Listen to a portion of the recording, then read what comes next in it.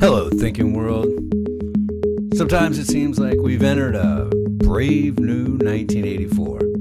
Well, let's see if we can figure out how to get through it. My name's Brett, and here we go.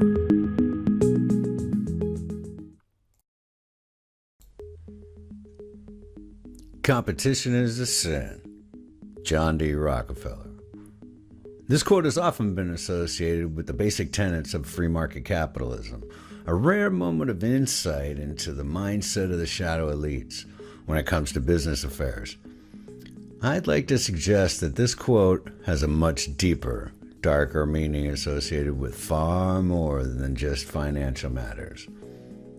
Well-educated, self-confident, fearless, or content humans are considered sinners, to either be leveraged into obedience or destroyed by any means necessary. When total destruction is impossible, total isolation and marginalization will have to suffice. Our history is littered with examples.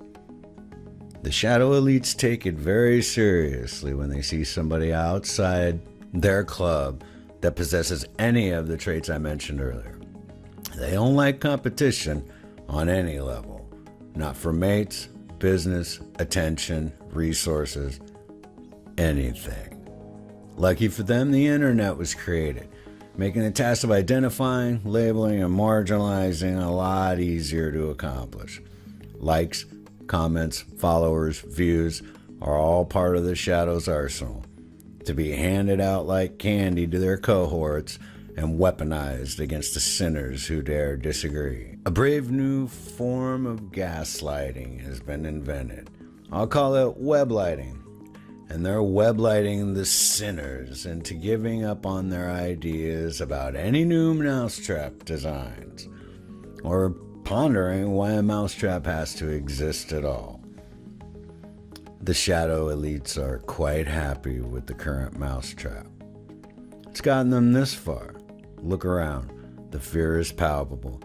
Just like they want it. Stay afraid of everything and everyone. Race, religion, politics, sex, and economics, all these hairline cracks in our society's makeup have been chiseled into gaping chasms by the shadow elites.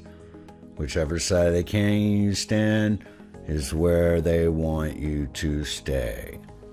Angry, yelling and screaming at the people on the other side, not even contemplating how to reach the other side, where actual conversation, compromise, and understandings can happen.